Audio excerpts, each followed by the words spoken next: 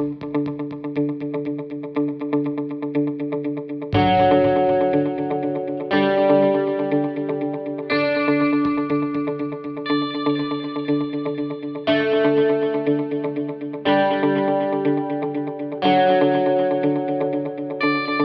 everyone, welcome back to the Australian Rotary Health podcast called The Research Behind Lift the Lid.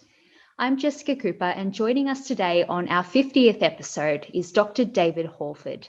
Australian Rotary Health awarded a mental health research grant to David from 2019 to 2020 for the project Enhancing Treatment for Depression, a randomised trial of Adjunct Memory Specificity Training. David is a registered clinical psychologist and senior lecturer at Deakin University. His clinical work has focused on treating mental illness in young adults. His current research focuses on difficulties in mental illness in retrieving autobiographical memories and imagining future experiences, both crucial to healthy psychological functioning. He studies the causes of these difficulties and their impact on cognitive, emotional, and behavioural outcomes. So thank you very much for joining me on the podcast, David. How's everything going for you at the moment? Thanks, Jessica. Thanks for having me here. It's going all right. We're coming to you in the middle of a lockdown, so we're all sort of buttoning down the hatches and trying to get by. Yeah. Yeah, well, that's good to hear that things are going well, despite the lockdowns. So your research project focused on introducing an intervention that included adjunct memory specificity training for young people with depression.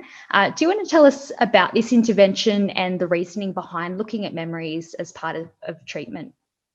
Yeah, absolutely. I just noticed there that specificity is kind of hard to say. Yeah. It doesn't roll off the tongue. It usually takes a couple of years before people can just get it automatic. So,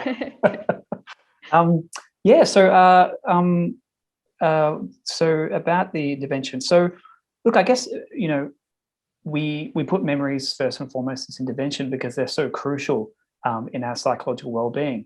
So we use memories to, retain an idea of our identity and our continuity through time, to remember problems we've solved, to share stories with other people and bond and connect. And we use all the information we have from past experiences to imagine future experiences, planning and all those sorts of things. So they're really crucial to our ability to be healthy and functioning as people.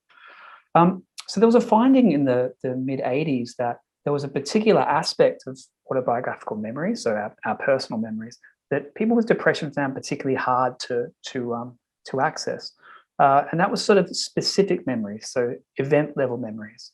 So people with depression, when you ask them to remember something from a particular day in their life, or you give them a sort of prompt and say, recall something related to the word happy, for example, or sad or whatever it is, got a tendency to give these sort of overgeneral responses. So instead of remembering something that happened from a day, so for example, your last birthday party you had at a restaurant that friends were there, you laughed, that kind of thing, might recall something like, oh, I was happy in high school. So very, very sort of general type of access to memories. And this is sort of problematic because there's a lot of information we need from those specific memories in order to be able to do the things that I spoke of before, solving problems, identity, imagining things. So from there's some interventions that were developed to help people with depression get better at remembering specific memories. So what we did in this project was that we were taking that intervention and we were putting it in a sort of mobile app sort of form so that people kind of train themselves in a really easy way to get better at recalling specific memories. Yeah, well, it certainly sounds like a very interesting intervention for people with depression. And it's very interesting what you said there about how they find it difficult to recall these particular memories. So this study involved a randomized controlled trial to see how effective this intervention was. What exactly did the trial involve and what kind of research questions were you hoping to answer? Yeah. Just to go back to something you were saying before about the memory difficulties, it's interesting in practice, a lot of the complaints we get from people that are depressed is they have trouble remembering things that have happened to them. Although it doesn't appear as part of the criteria for the mental illness, you find it happens quite a lot. I've forgotten your question already. Yeah, so I guess, what exactly did the trial involve, and what kind of research questions were you hoping to answer? Yeah, great. So we recruited a whole bunch of youth, so people aged 15 to 25, who were experiencing a major depressive episode, and we wanted to recruit people that were already receiving some type of treatment to see whether, if we added in this intervention to help, particularly with memory recall, whether that might help decrease their depressive symptoms in addition to the intervention they were already receiving. So one of our previous studies on which this is based has shown that this intervention is helpful in adults with depression, and we wanted to see if it was also helpful for youth. So we were interested to see whether or not it helped them recall specific memories, and also if it helped reduce their depressive symptoms. Yeah, great. And I guess, what were some of the main findings that came out of this trial? Mm-hmm. Well, so what we did was the youth were randomized to either receive their usual treatment that they were having, which was mainly a psychological treatment or antidepressants. And so some of them got the treatment, and some of them were randomized to get the treatment later. So we had a sort of a comparison, a control group there. And what we found was that the people in the memory specificity training group did report a better ability to recall memories at 1 month, so 1 month after they had access to it. However, we didn't actually find that they were better at memory recall at the 3 and 6 month mark. So it seemed to just have a sort of limited effect there. Our main outcome, though, was depressive symptoms. And we found that at 1 month, they did have reduced depressive symptoms compared to people who didn't have access. And then again at 6 months. So 6 months after people got this access to this intervention, which was a sort of a mobile app that gave them keywords and they provided responses to it. And then a little algorithm there would tell them whether it was specific or not.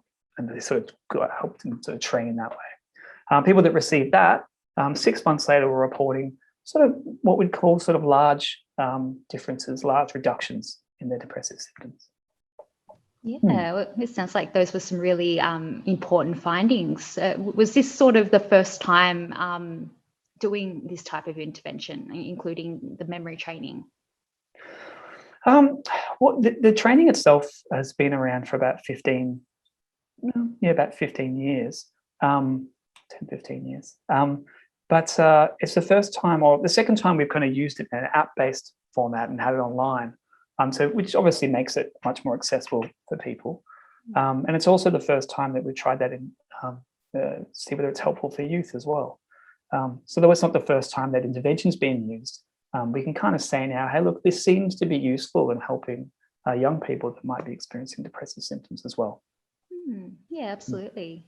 And I guess, are there any plans to expand on this research further, or perhaps look at how this type of intervention may help people with other types of mental illness? Yeah. Well, I mean, being a clinical researcher, I guess my colleagues and I were always trying to work out what works, but also then how do you kind of improve on it? And so improve on it might mean making it more effective. It might mean making it more accessible. It might be trying to understand, the mechanisms through which it works a bit better. So we've sort of got some plans in a few of those areas. Certainly what we're trying to do is make it a bit more available for people, so it can be a bit of a self-help program for people that are out there and need something extra on top of the treatment that they're getting. So in terms of plans, well, the interesting about that memory specificity issue is that it doesn't just happen in depression. It seems to happen across a whole number of different mental health issues. So I guess certainly in things like post-traumatic stress disorder, there's been a bit of work in that area as well, and that seems to be helpful, that type of intervention. So yeah, we're going to have a look and see if there's other types of mental health issues that we might be able to help with this program. Yeah. And so the app, is it yet available for people to access, or are there plans to roll that out in the near future? Yeah, no concrete plans as such. I think the thing is sometimes you can have some nice ideas that you get motivated about, but you've got to get the resources behind you to get it done. So look, I think it's ultimately, I think you do this work because you want it to be out there for people to take advantage of, to benefit from. So we're kind of talking about that at the moment and trying to work out ways that we can make that more accessible.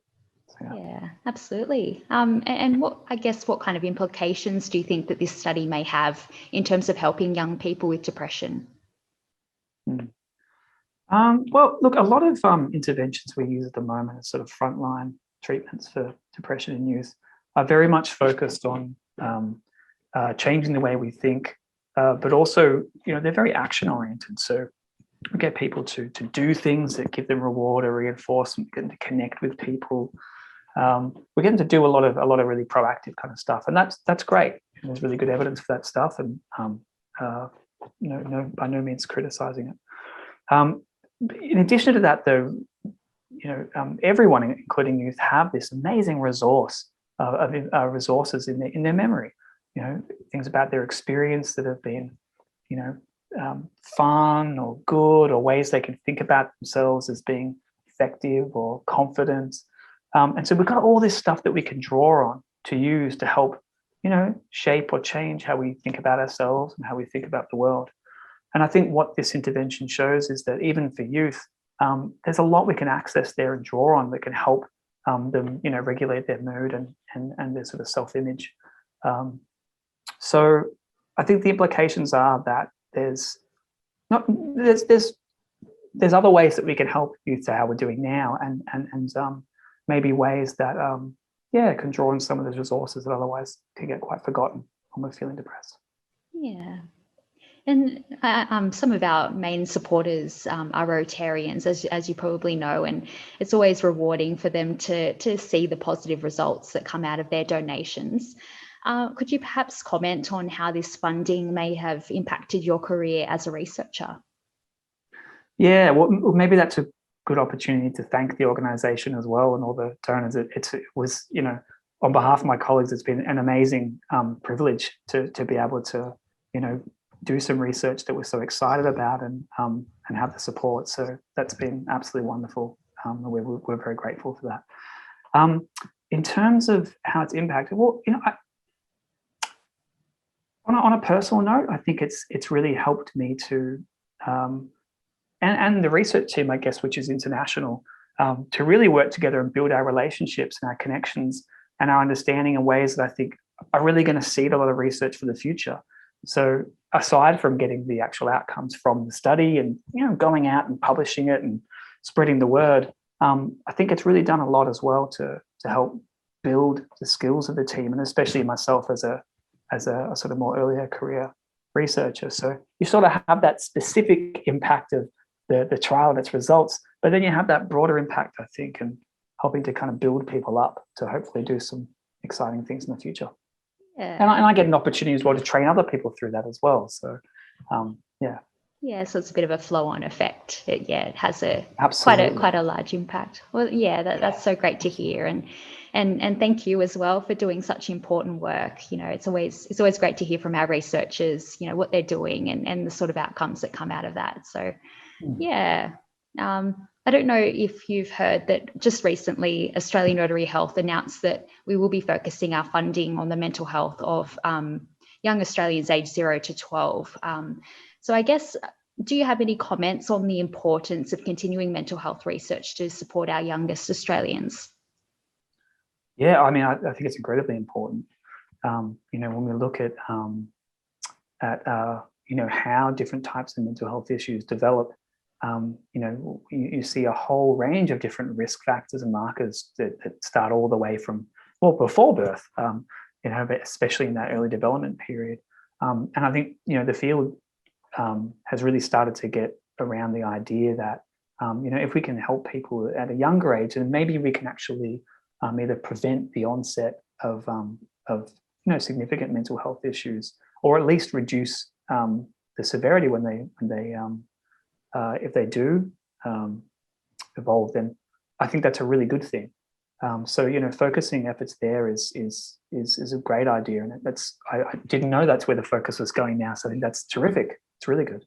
Yeah, it's only just a recent announcement, and we're very excited we will be holding a symposium next year and advertising grants in 2022 for 2023 funding. So keep an eye out on that.